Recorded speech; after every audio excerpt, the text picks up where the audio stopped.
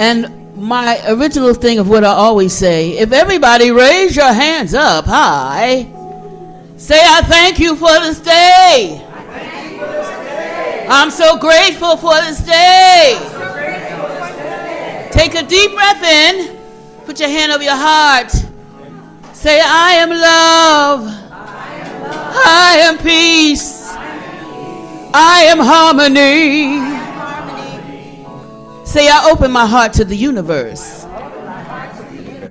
Just send yourself love as I sing this song by Lou Doty.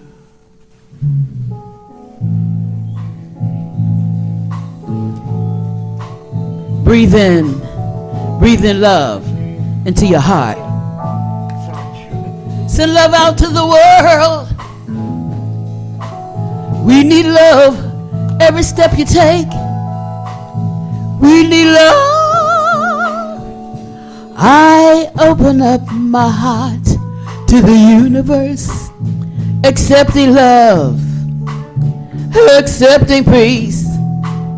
I open up my heart to the universe, accepting love, accepting peace. So I pray a little longer, and we'll stay a little longer, till there's nothing left but God.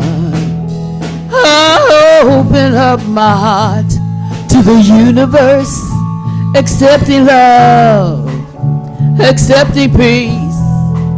I open up my heart to the universe, accepting love, accepting peace. So I pray a little longer, and we'll stay a little longer, till there's nothing left but God.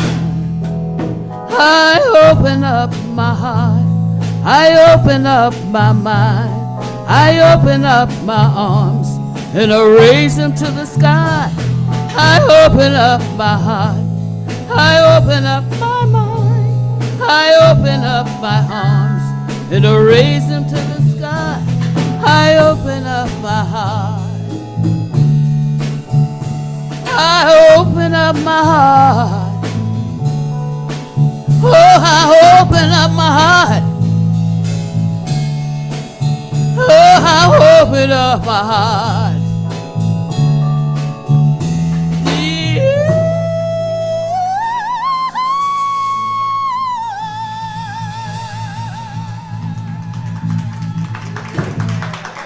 Thank you.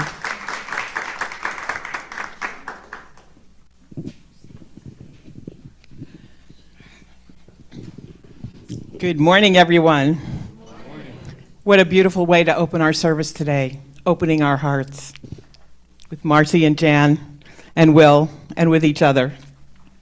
So I welcome you all here today to our service, and I invite you to relax, to sit back and just commune with the divine within. Let all your cares go. Know that we have spiritual prayer practitioners around the room and in our Zoom room here too, holding all of us in prayer, knowing the truth of our being, the divine within us. And I'll ask you to join with me in our opening prayer. It's call and response. I open my heart to the universe, accepting love and peace. I open my heart to the universe, accepting love and joy. I open my heart to the universe, accepting love and complete health.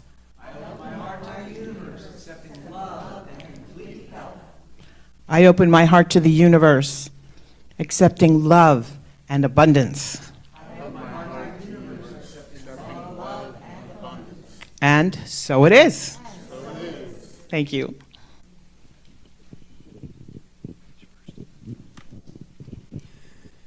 Good morning, good morning, good morning.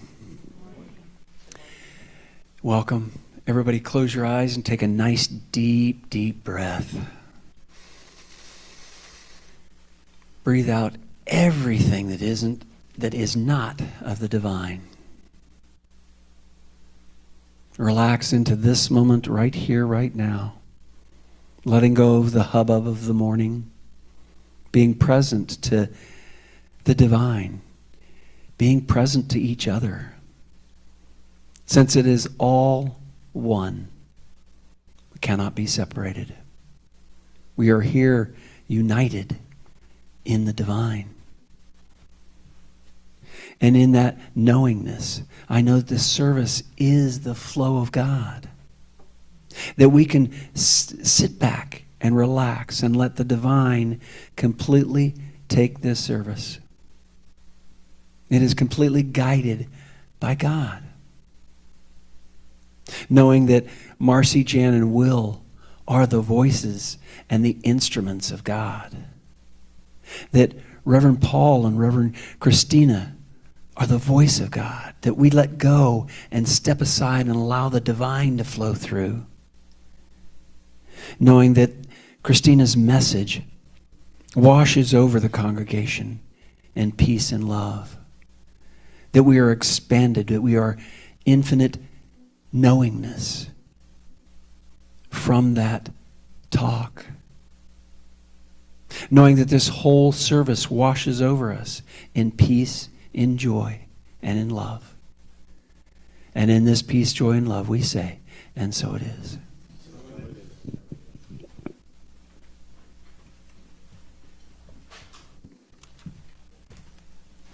I got a special request. Who asked that special request? For Holy, Holy Way. Are you all ready? Yes. Oh, let me get my shake ready. Come on, let's play some of that. Let's get it started.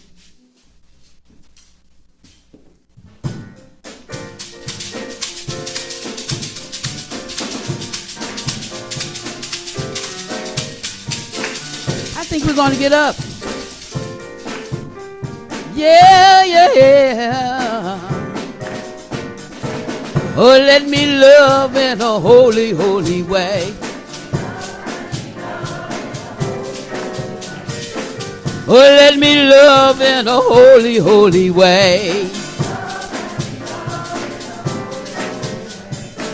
Oh, let me live in a holy, holy way. Oh, let me live in a holy, holy way. Oh, let me live in a holy, holy way. Oh, let me learn of all the ways I fall. Oh, let me live in a holy, holy way. Oh, let me live in a holy, holy way. Oh, let me serve in a holy, holy way. Oh, let me serve in a holy, holy way. Oh, let me share the good that's overflowing. Oh, let me care what goes around the world. Oh, let me live in a holy, holy way. Oh, let me live in a holy, holy way. Come on, play a little bit, Will.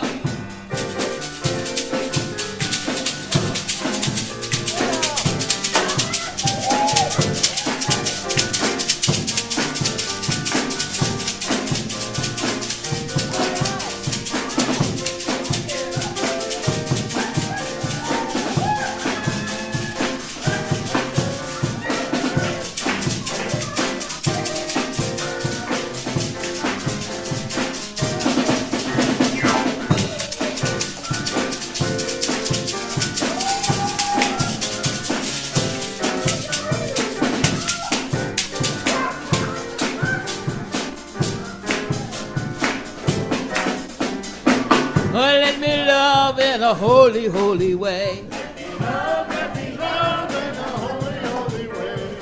Oh, let me live in a holy, holy way. Oh, let me share the good that's overflowing. Oh, let me love in a holy, holy way. Oh, let me love in a holy, holy way. Oh, let me love in a holy, holy way. Oh, let me love in a holy, holy way. Be loved in a holy.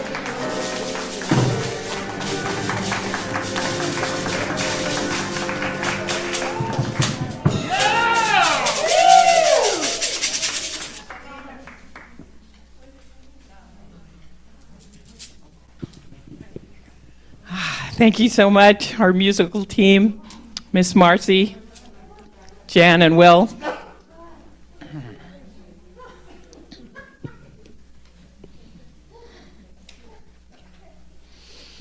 I'm going to do a call and response affirmation. So I'll do the calling. Oops, sorry. Okay, can we just... We switched the order around a little bit, or I did.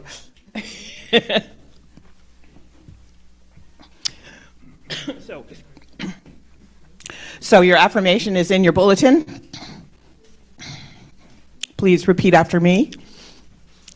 God lives, moves, has its being within me. God lives, moves, has its being within me. I am the perfect expression of God. I am the perfect expression of God. I am whole. I am whole. I am perfect. I am perfect. I am complete. I am complete. My thoughts reflect the perfection of my being. My thoughts reflect the perfection of my being. My actions are guided by this divine expression. My actions are guided by this divine expression. I am whole. I am whole. I am perfect. I am perfect. I am complete. I am complete. And so it is. Okay, now Reverend Ken is going to do our reading.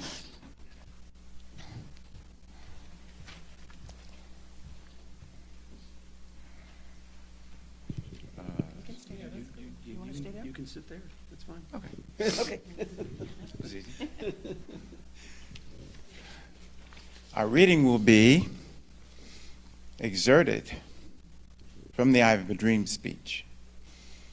I want to share some of his message, some of its glory, and some of his hope for our nation, and therefore our hope for the world. In 1963, Dr. King spoke this speech, and he had prepared a speech that in the end turned into something very special, because Mahalia Jackson in the back said, "Martin, tell us about that dream."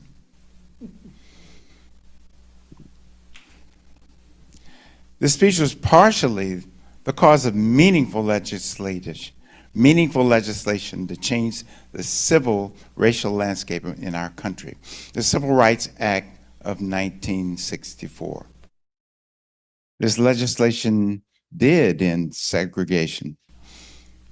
It did not end redlining, racial gerrymandering, racial profiling, or police brutality. This meaningful legislation should have been unnecessary given the meaningful legislation that came before it. And somehow I think Dr. King knew this, that this was an incremental step towards an aspirational set of documents that formed our country, specifically the Declaration of Independence and the Constitution. Aspirational.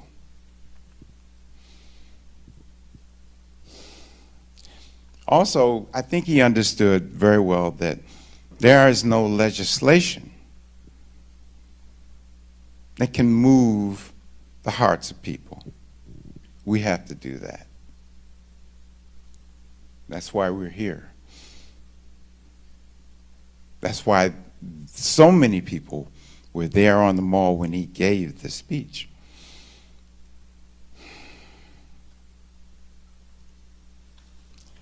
So,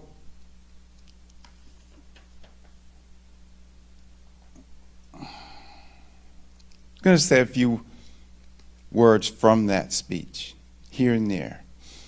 It's not that long, but still I want to invite you to listen to the whole speech in its glory when you go home and listen on YouTube or however you might listen to it. There's no replacement for his delivery that day. 5 years ago, a great American in whose symbolic shadow we stand today signed the Emancipation Proclamation. This momentous decree came as a great beacon light of hope to millions of Negro slaves who had been scourged, seared in the flames of withering injustice. It came as a joyous daybreak to the end of the long night of their captivity. But hundreds of years later, the Negro is still not free. 100 years, the life of the Negro is still, sadly, crippled by the manacles of segregation and the chains of discrimination. The chains of discrimination. 100 years later, the Negro lives on a lonely island of poverty in the midst of a vast ocean of material prosperity. 100 years later, the Negro is still languishing in the corners of American society and finds itself in exile in its own land. So we have come here today to dramatize a shameful condition. Let me explain something to you. At the time that he made this speech, things were much worse than they are now. And as I said before, this speech was part of an important change in this country that became law. We've made tremendous progress. But we are also at a point of recognizing that there's still much to do. And so we cheerfully, joyfully go about doing that. And so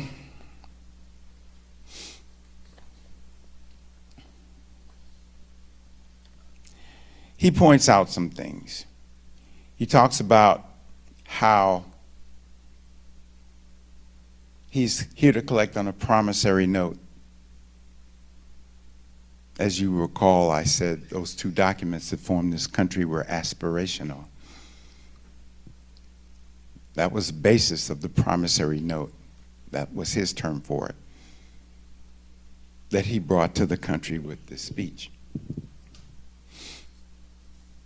The full rights and humanity owed a citizen of this country was simply all he was asking for in this speech.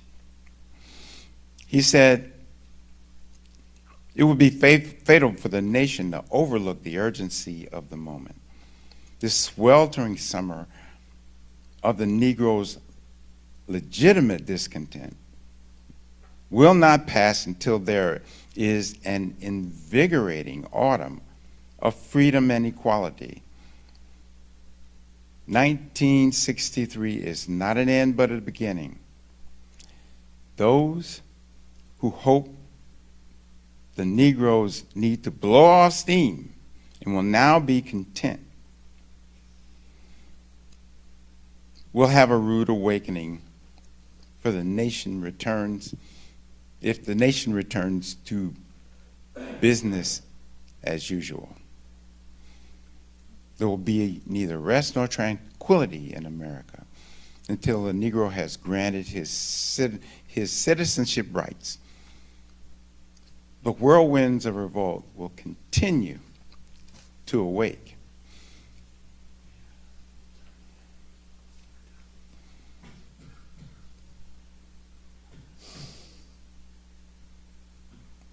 Now, we all know that Dr. King was a man of peace, so his wish for us wasn't simply to fight for justice, as we all understand it.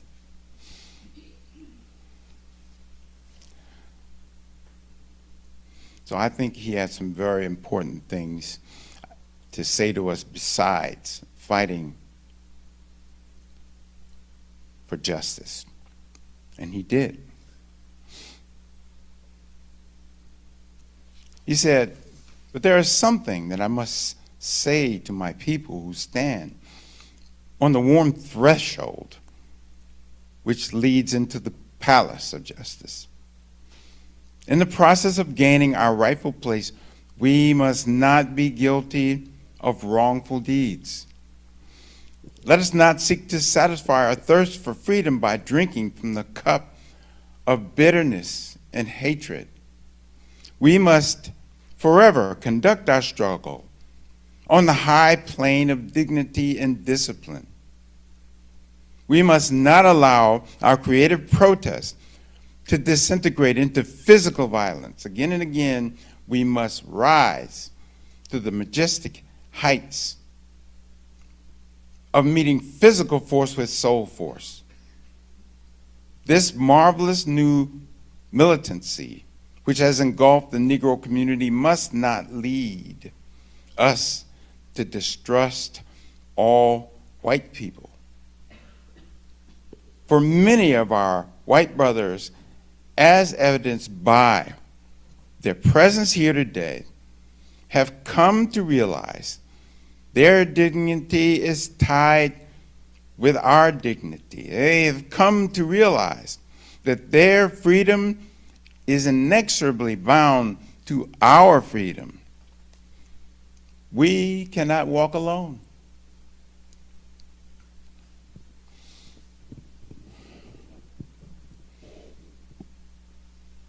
So, I think you can understand the tenor of this speech very well from these few words I have read.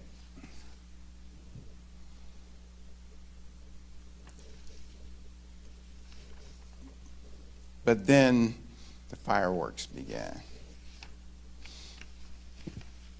He got to a point in the speech where he closed by saying,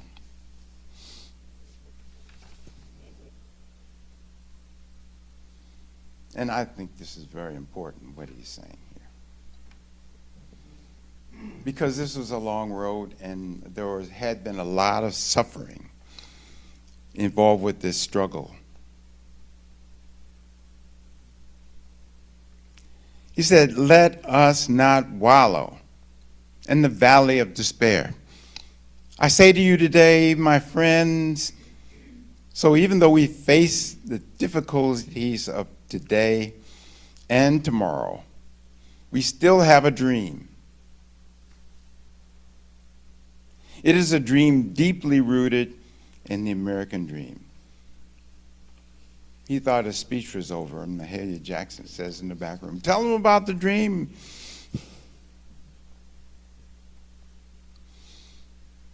And what he then began to share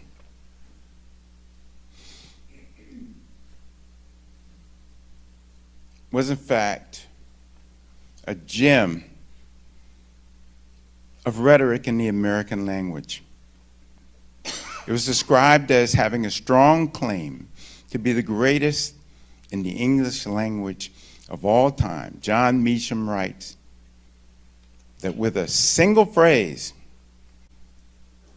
King joined Jefferson and Lincoln in the ranks of men who shaped modern America. I have a dream.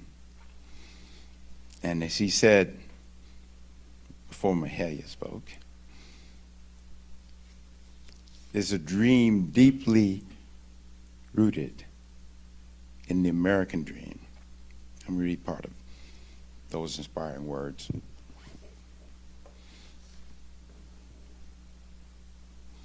I have a dream today.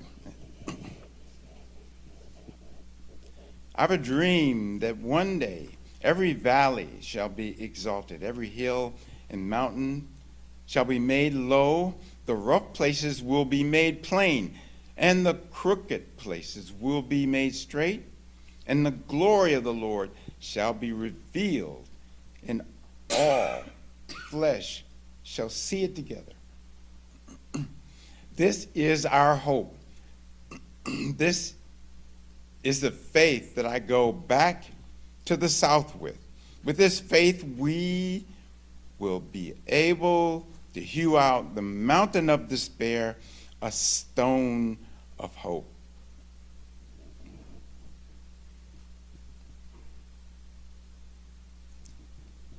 This faith, with this faith, we will be able to transform the jangling discord of our nation into a beautiful symphony of brotherhood, a beautiful symphony of brotherhood.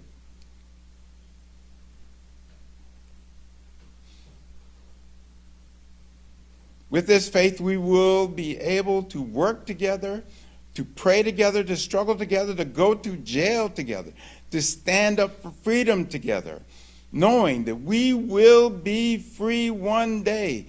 This will be the day when all of God's children will be able to sing with a new meaning, "My country, 'tis of thee, sweet land of liberty, of thee I sing. Land where my fathers died, land of the pilgrim's pride. From every mountainside let freedom ring." And if America is to be a great nation, this must become true. So let freedom ring from the prestigious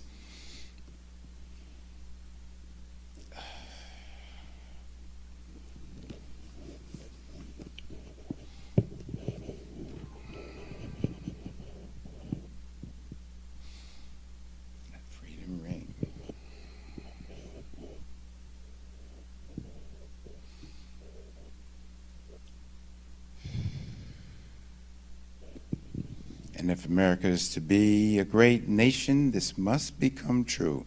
Let freedom ring from the prodigious hilltops of New Hampshire. Let freedom ring from the mighty mountains of New York. Let freedom ring from the heightening Alleghenies of Pennsylvania. Let freedom ring from the snow-capped Rockies of Colorado. Let freedom ring from the curvaceous slopes of California. But not only that, let freedom ring from Stone Mountain of Georgia. Let freedom ring from Lookout Mountain of Tennessee. Let freedom ring from every hill and mole top of Mississippi. From every mountainside, let freedom ring.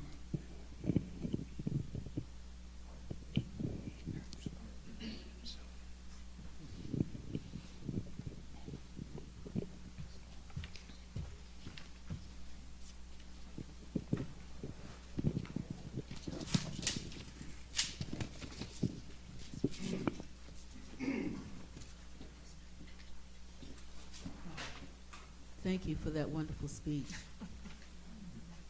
God is so good.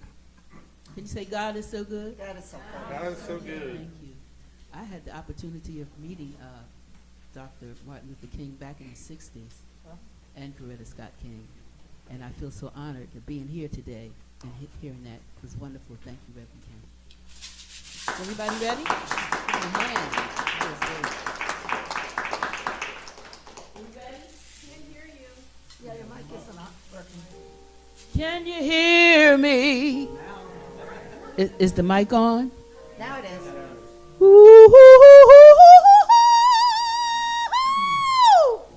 Can you feel it here?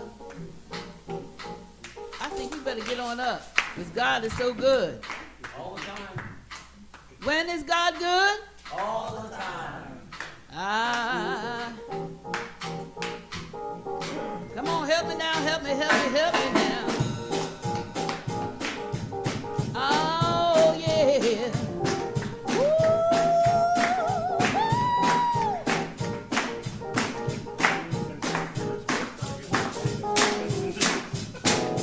I got up this morning singing, God is so good. I got up this morning singing, God is so good. You know, I got up this morning singing, my God is so good to me. I got up this morning singing, I got up this morning singing, I got up this morning singing,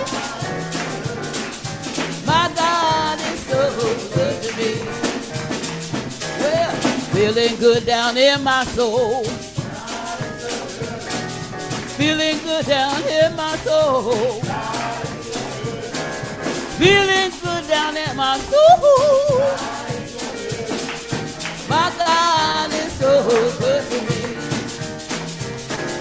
In my time of trial, in my time of trial, in my time of trial, my God is so good to me. How? When my day is over, when my day is over, when my day is over, my God is so good to me.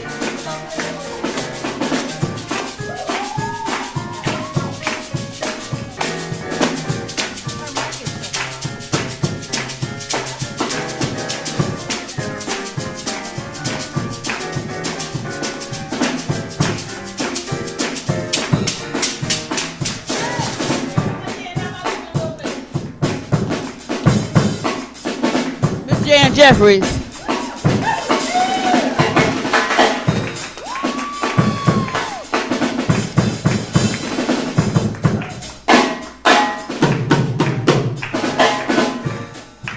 How about a hand for Miss Jan Jeffries? Mr. Will Cates, come on, give him a little bit. Give him a little bit. Come on, give him a little bit, yeah?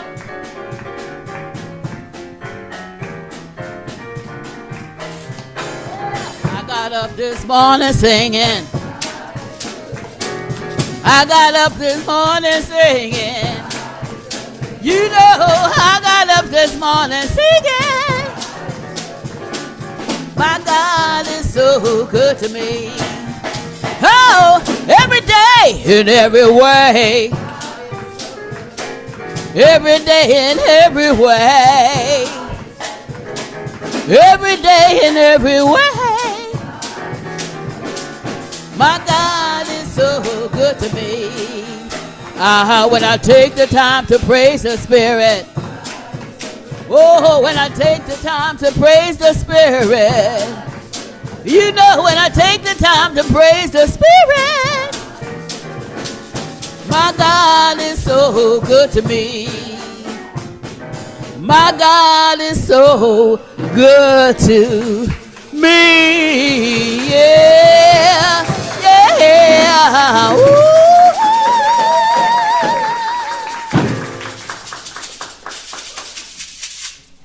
Thank you. Yay.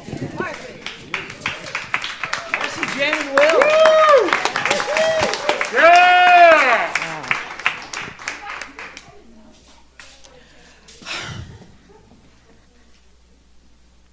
I feel so enriched right now. I'm so grateful for Reverend Ken coming here today and sharing his wisdom, his own experience, really, on the Reverend Martin Luther King's words in 1963. Words that have really transformed our society through the 1964 Civil Rights Act and really in the hearts of people over the decades, over the years. And as he was talking, I was thinking to myself, and this is what I came here to talk to you about today, is how does social change come about? You know, how do things change in society? And what I know, and the reason that I'm here, the reason that I do my spiritual practices is because I know that change comes from the heart of each and every person. And I think Ken mentioned that in Martin Luther King's talk.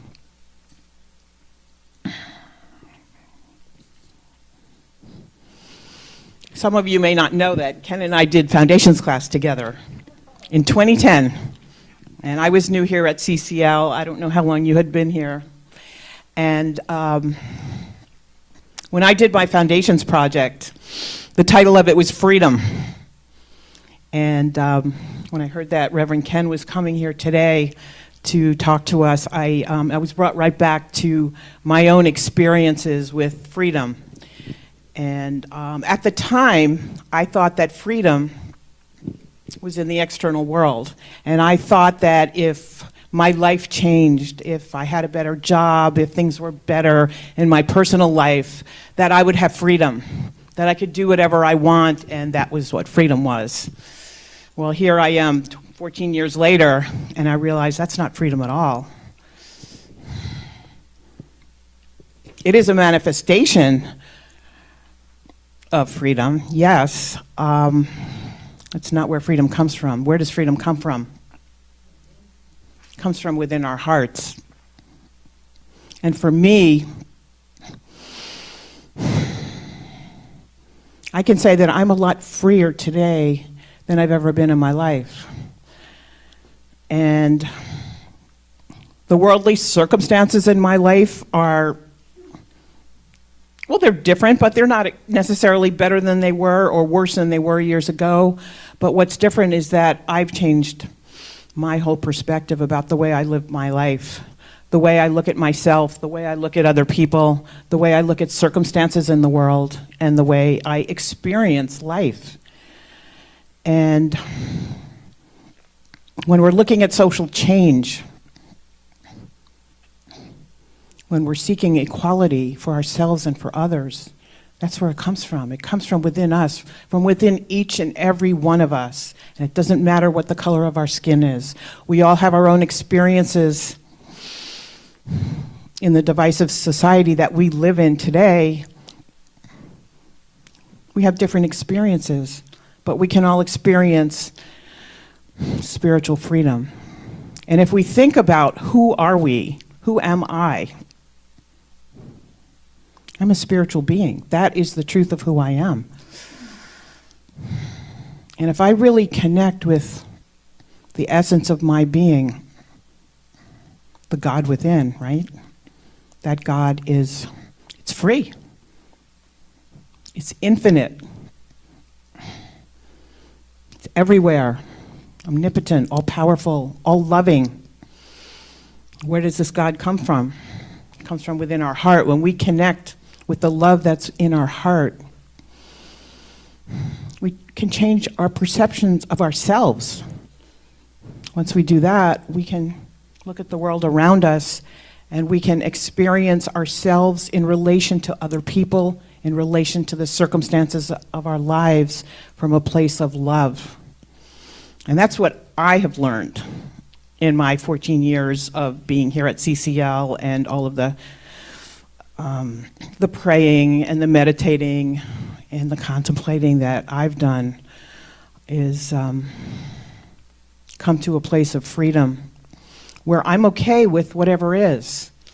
And that's not to say that I'm happy with the state of the world. It's not to say that I'm happy with certain circumstances in my life, perhaps.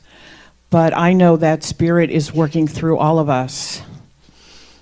And if I can just accept myself and love myself, then all else flows in a beautiful rhythmic harmony.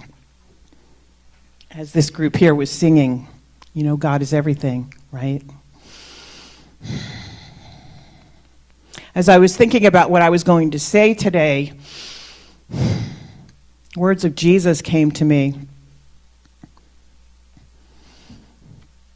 Jesus said that there were two things that are most important in our lives.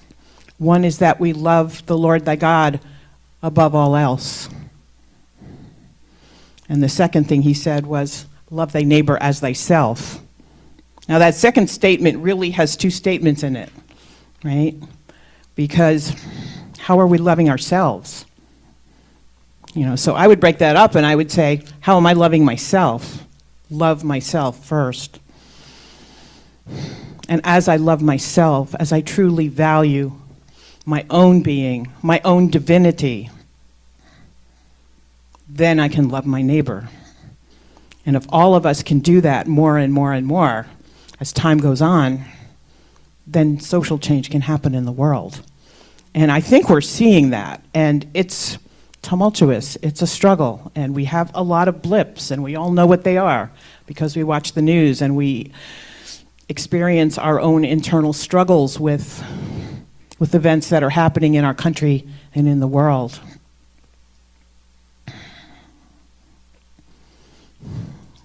One of the things I've been thinking a lot about this week is butterflies. And there aren't any butterflies around here right now. It's too cold, right? But some of my friends are talking a lot about butterflies. A friend of mine in California, somebody I went to high school with, she's got monarch butterflies that are they're growing and developing and emerging from their cocoon in her yard. And she's posting all of these pictures on Facebook of these beautiful butterflies. And if we think about symbolism, if we think about animals as a symbol, what is the butterfly? Why do so many people love butterflies? Because they transform themselves from a caterpillar, which is this big, thick eating machine, right? What do caterpillars do? They eat leaves. Sometimes they eat leaves to the point where the tree may die, but that's their job, is to just eat. Then they go into a quiescent stage, right? They go within, internally, and they form a cocoon around themselves. It's called a chrysalis. And their whole internal structure changes. Right? A caterpillar is mostly a mouth and a digestive system. What happens when they go into the cocoon is that all starts dissolving. Scientists call it a soup. It literally dissolves. So the caterpillar has been eating and eating and eating and gathering nutrients within itself. Then when it goes into the cocoon stage, almost all of that disintegrates. And it provides food for some specialized cells called imaginal cells. And I love that word, imaginal, because what does that evoke in us? Right? Imagination, visioning, right, of what things could be. So these imaginal cells, they have genetic programming for specific organs that will become a butterfly. So some of them are wings, some of them are legs, some of them are antennae.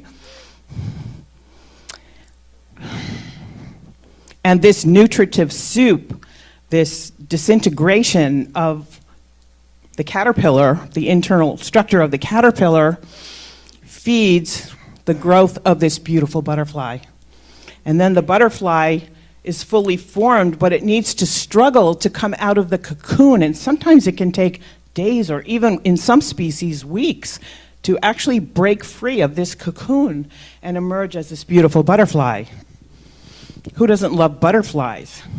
Butterflies then go out into the world and they do what butterflies do. They might live a few days or even a few weeks. They don't live very long, but they visit flowers. and they eat nectar. Right? They spread pollen. They are pollinators. So they're serving the ecosystem. They also serve as food for other animals, especially birds. Right? So they have a place in the world besides, our estimation of them as just a creature of beauty, which everyone loves butterflies, and some people are butterfly enthusiasts, right? But as I was thinking about butterflies this week, because a number of my friends have been posting pictures of butterflies and moths in cocoons, I started thinking about people and what does it take to transform internally within ourselves? How can we come to a place of spiritual awareness where we can really change the way we think about ourselves, about situations in our life, about situations in our country and the world, and most importantly, about other people? I can only talk from my experience, and it's really Jesus. It comes down to Jesus' words. Know the truth of our being. Love thy God above all else. And every spiritual tradition teaches that. Christ's words resonate with me because they're simple, and but we need to know who we are. I had a mystical experience recently. It happened twice. Once this summer, you all may remember the wildfires up in Canada last summer, and all of this smoke was coming down here. Well, what happened for me is my eyes started becoming irritated, and I don't tend to have allergies, but my left eye just blew up the size of a golf ball. So, of course, I had to go to an eye specialist, and she treated it, and it went away. Just lost my train of thought.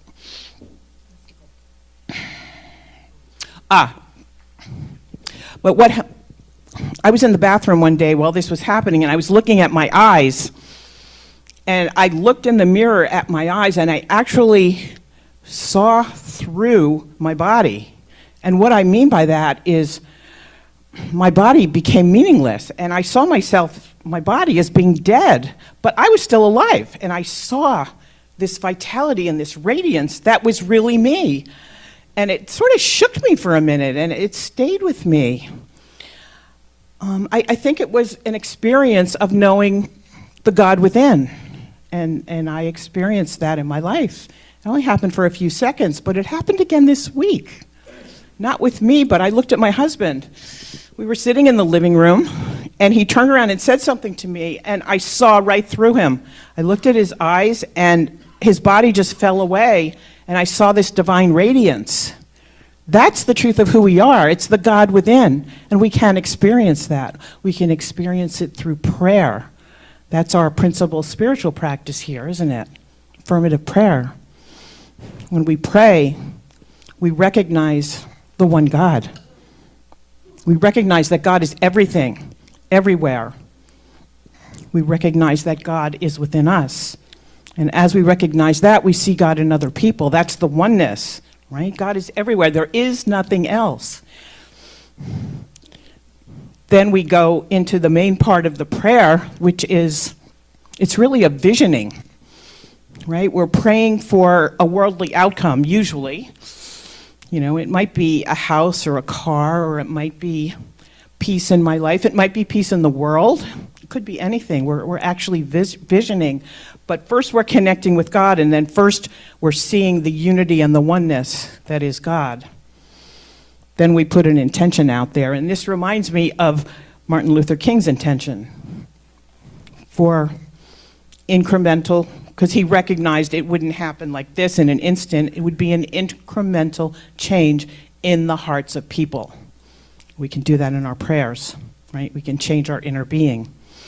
Then, of course, we go into gratitude, which is a place of elevated consciousness, what we call here the Christ consciousness, right? Being in that presence, knowing that as I walk through the world, I am one with God, and so is everyone else.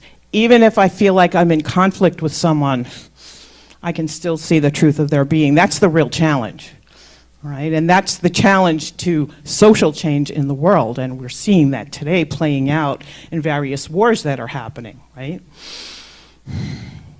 People become entrenched, we all do, in our own position, in our own thoughts and our own feelings. How can we transcend that? One of the ways is through prayer.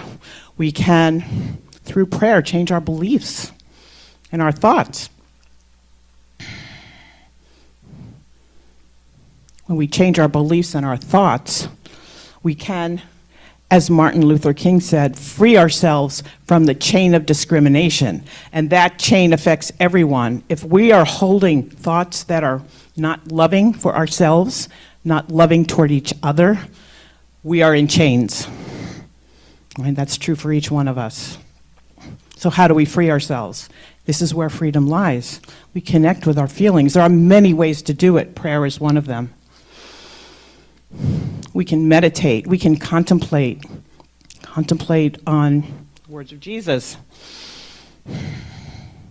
The Bhagavad Gita, the Old Testament. It doesn't matter what our spiritual tradition is because they all speak truth.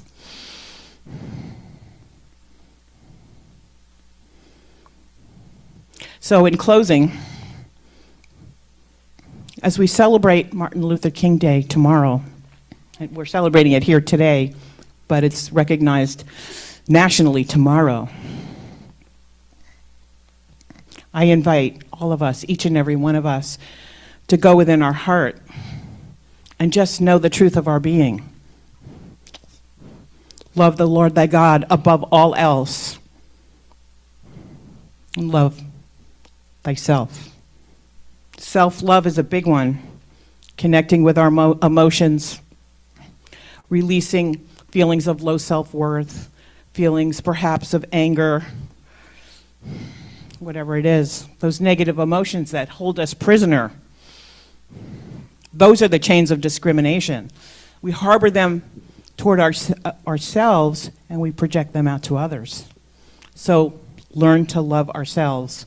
And that's what we do here at CCL. We do that in our classes. We do that here at service. We support each other to love ourselves, right?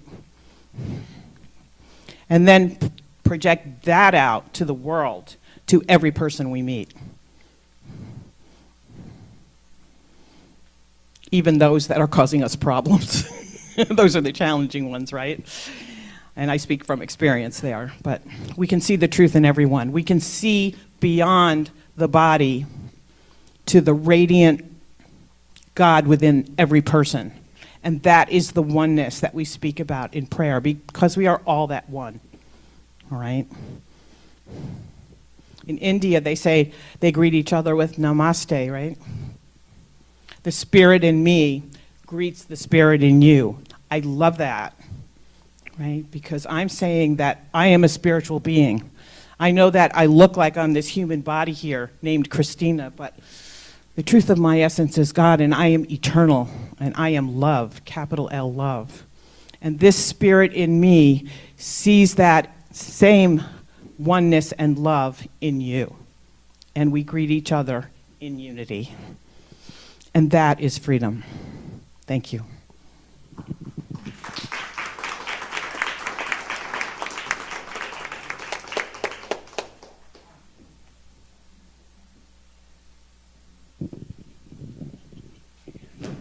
So we'll go into prayer. Ask you to close your eyes and just center yourself in your heart. And I speak for each one of us here, each one of us in our community, saying that I recognize that there is one God. This one God is universal. It's omnipresent. It is everywhere. It is eternal. No beginning, no end. It is omnipotent, meaning all things can be accomplished in God. It is all-knowing. And I recognize this God within me. I recognize that this God is the truth of my being. I am whole, I am perfect, I am complete. I am one with all life. And as I recognize this God within me, I see it within all other beings as well, all other people, all life here on earth, all of the universes and multiverses that may exist in the world. It is all one. It is perfection. And in this perfection, we hold ourselves in love, and we hold each other in love. In this recognition, we express our deepest thanks and gratitude for this opportunity to know ourselves, for this opportunity to greet each other in love, and in the process, to gain freedom within and to project that out into the world, and so to change the world, for freedom for all people, spiritual freedom within, and freedom without in our daily lives and our circumstances. And I am deeply grateful for this knowing. I express my deepest thanks, and so it is.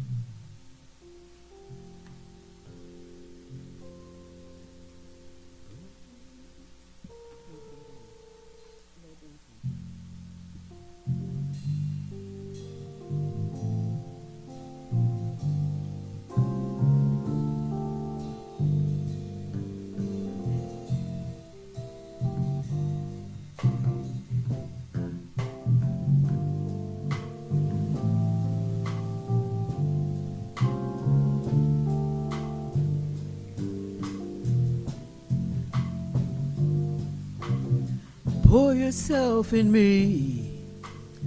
Pour yourself into my heart. Oh, wonderful Spirit. Pour yourself in me. Pour yourself into my heart. Oh, wonderful Spirit. Pour your joy in me. Pour your joy into my heart. Oh, wonderful Spirit. Pour your joy in me. Pour your joy into my heart. Oh, wonderful Spirit. Shine your light in me. Shine your light into my heart. Oh, wonderful Spirit, shine your light in me, shine your light into my heart. Oh, wonderful Spirit, sing your song in me, sing your song into my heart. Oh, wonderful, wonderful Holy Spirit, sing your song in me, sing your song into my heart. Oh, wonderful Spirit. Play a little bit.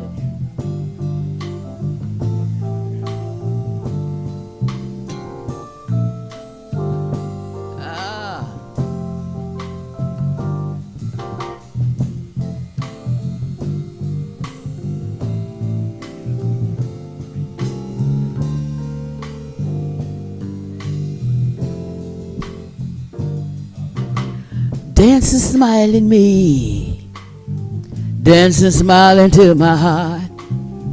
Oh, wonderful Spirit, dance and smile in me, dance and smile into my heart. Oh, wonderful Spirit, pour yourself in me, pour yourself into my heart.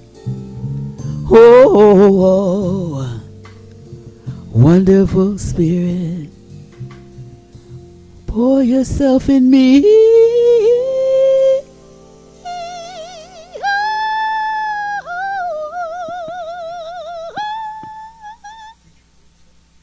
Thank you. Marcy, Jan, and Will, thank you, thank you, thank you. All right, everybody, take a nice deep breath. Close your eyes. Relax into this moment right here, right now, knowing that God is our source of well-being, that God is our source of prosperity, of abundance. And in this knowingness, we know that we are one and we are worthy of all of the abundance and prosperity of the divine. Give us this day our daily bread. God has said it, that we are here, we are supported by the divine abundantly. All of our desires, all of our needs are met right here, right now. This whole community is an expression of the divine. We are one with all the good and more good, all of the prosperity. And in this knowingness, in this abundance of money and prosperity, we give from that space of knowingness that we are completely taken care of, that we give an abundance to this glorious, glorious institution that is CCL.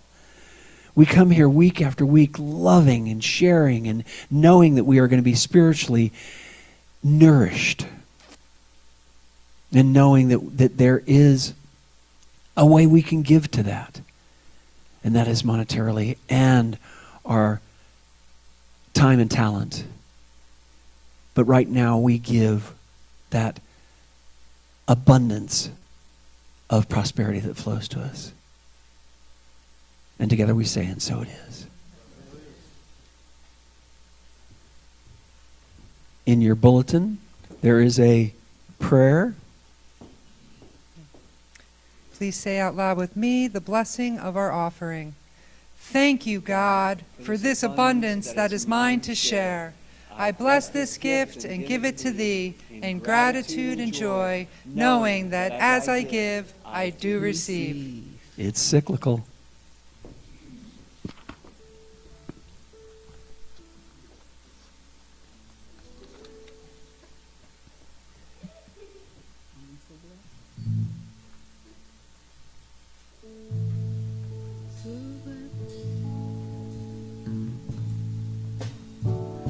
I am so blessed.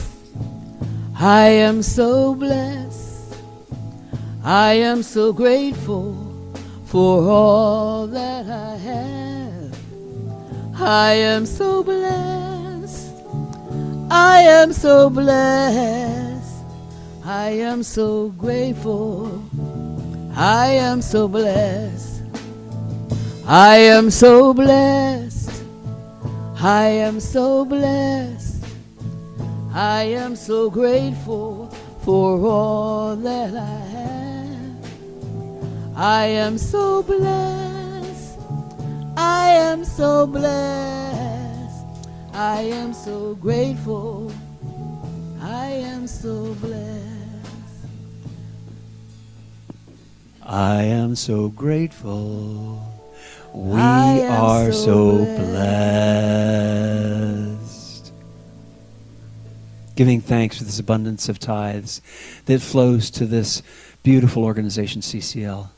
We give thanks for the abundance of prosperity and money that flows to this congregation, knowing that God is our source, not our jobs, not the government, nothing else but the divine, and we are worthy of the abundance of prosperity that is ours. And we are so grateful for it. We are so grateful for this abundance of tithes and this community. And together we say, and so it is. Thank you. Okay, time for announcements. First thing, I want to ask all of us to just send so much love and blessings to our musicians, to Miss Marcy and Jan and Will, for spreading their love and their joy. Thank you. Just a reminder about live prayer every day, Tuesday through Friday, on Zoom at 12 noon to 1 o'clock. If you want prayer for anything, just come join us. The Zoom link, it's probably being posted on the Zoom link, but you can also find it on our website, I believe, or call our office and join in our live prayer. Anything is weighing on your heart, that's the place to be. We have prayer practitioners who are trained to recognize the truth of our being in all situations. I want to thank all of our volunteers who are in service today. I don't have a list. Paul, did we do a list? Ellen, correct, for, yeah. Ellen, for refreshments. Thank you. Jody Kearney, there she is, for the altar. Jane for setup. Harmony for ushering and setup. John, Marty, myself, Wayne for media team. Have I forgotten anybody? Harmony? Connie, yes, for ushering. Thank you. So thank you all for doing that. Thank you, Paul. It takes a village. Yeah. It certainly does. And speaking of that, we have lots of volunteer opportunities. So if you're interested to join in on a regular basis or even periodically, some of the volunteer opportunities we have. Real quick. It is once a month. That's all. Just 12 times a year. We're interested in having someone help us with coordination of our volunteers. I want to recognize Ellen back there, who's been really coordinating our refreshment team for many, many years. And and we all know how important it is for our coffee and refreshments after service. And she's really the leader of that team. She is looking to step down from that position, but she's very graciously staying here until someone else steps up to assist. So if you're interested in that, please contact the office or any one of us here today. We're looking for a youth ministry leader, a fundraising leader. We'd like to start mini Mondays again, and if someone would like to step up and help coordinate activities there, that would be wonderful. And Synergy Circle as well. Once a month activities, flowers, helping with the altar, this beautiful altar. Ushering, Paul mentioned ushering. Set up and break down. Everything we have here today, the volunteers come in, set it all up ahead of time and stay late to break it down. And if you'd be interested in helping with that, it's a big service to our community. Our media team, essential for the live service here and also for the Zoom opportunities that we have in the Zoom room. And then pastoral support, just serving the team on Zoom, helping with the technology. That's a big one. Some programs that are coming up. Tomorrow night we have men's group, in person with Zoom option. We also have Red Tent coming up next Saturday, the 20th at 6 p.m. And if you'd like to know more about that, the ladies getting together, you can contact Kathy Miller or the office. We're having next Sunday, we're having another community circle, and we're actually going to be doing visioning for this community. As you know, we're in a lot of changes and transitions right now, and this really is an opportunity for all of us to join in together and participate and speak out about what our vision is, personally and as a community. So I invite you to be here next Sunday after service. On the 28th, we're beginning the season of nonviolence. And our board member, June Hammond, and I think Marty is also involved in leading that. They actually have been leading that for years. And how many days is it, June? 64 days really affirmations in nonviolence. And it's a celebration of Martin Luther King, Gandhi, and the Dalai Lama. There were three. Yeah, three. So that's an important celebration for all of us. 64 days of contemplating and affirming nonviolence. On February 4th, we have the lovely Jackie Walden here in musical service, and she's doing a meditation as well, so we really all want to be here for that. And then Miss Marcy, Jan, and Will are back again on the 11th of February with Reverend Paul in service. So I invite you all to be there. And one last thing that came to me in observance of Martin Luther King and also Black History Month coming up in February. Marty over here informed me that he has some service projects. If anyone's interested, please stop by and talk to Marty about that. Okay, thank you. One more thing, the A Course in Miracle meets the second and fourth Monday of the month, all right? So not this Monday, but the next Monday. Ken Davis is leading it. He knows the Course in Miracles backwards and forwards. He's a wonderful facilitator. So, what? Do we have that? We'll express it next week. I know we've got 2 people here for the first time. Is there anybody else here for the first time? If you would stand up for us. This is a prayer specifically for you. Okay? Would you stand up? Yeah. Anybody else here for the first time? All right. So you are just going to soak in this prayer and this loving welcome. Okay? And all of us are going to hold our hands up, and you're going to repeat after me. Welcome to the Center for Conscious Living. We are a heart-centered spiritual community. We open ourselves to you in love. We recognize the perfection of God within you. We celebrate the joyous being that you are. You are a radiant light. We are blessed by your presence. Welcome home. Thank you. Thank you.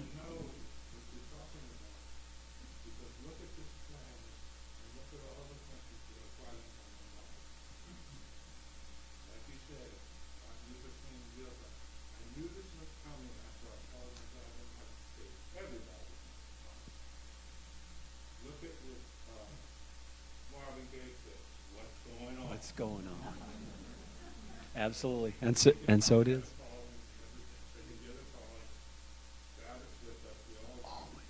Yes, we are. And so it is. Thank you. Thank you.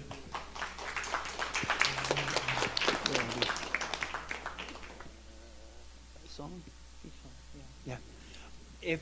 Since we're already in a circle, let's stand up and join hands.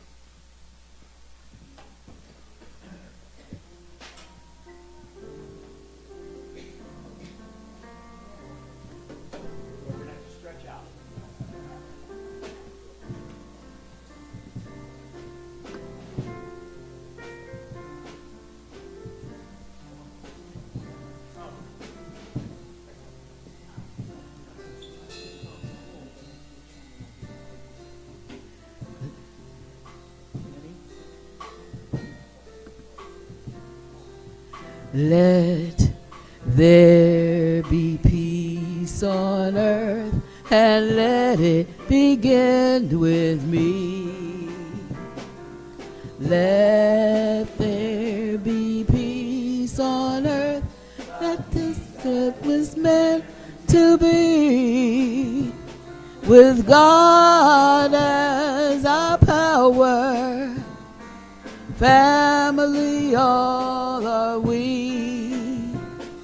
Let us walk with each other in perfect harmony. Let peace begin with me. Let this be the moment now. With every step I take, let this be the joyful vow. To take each moment and live each moment, peace eternally. Let there be peace on earth, and let it begin with me.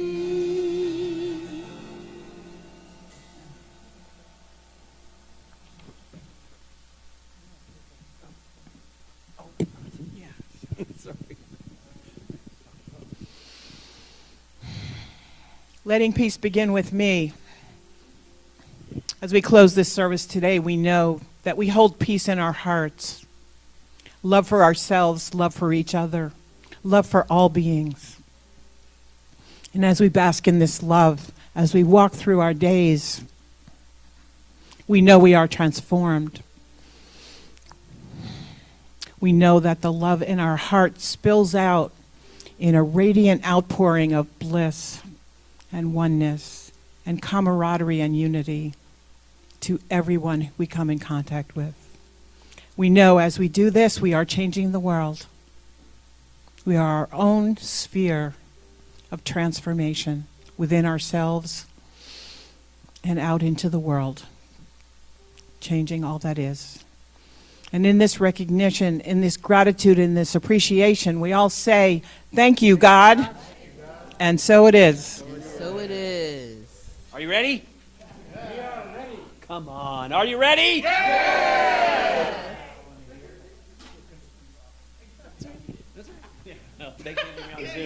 They can't hear me on Zoom.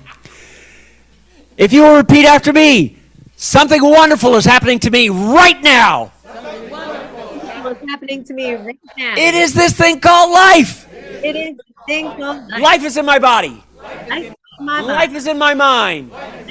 Life is in my feelings. Life is in my Life is in all my activities. life. Is all my life. I receive it. I share it. I am it. And I accept it I accept it. just the way that it is. That's the way that it is. Thank you, life. Thank you, life. And accepting all these wonderful gifts, we say, yeah!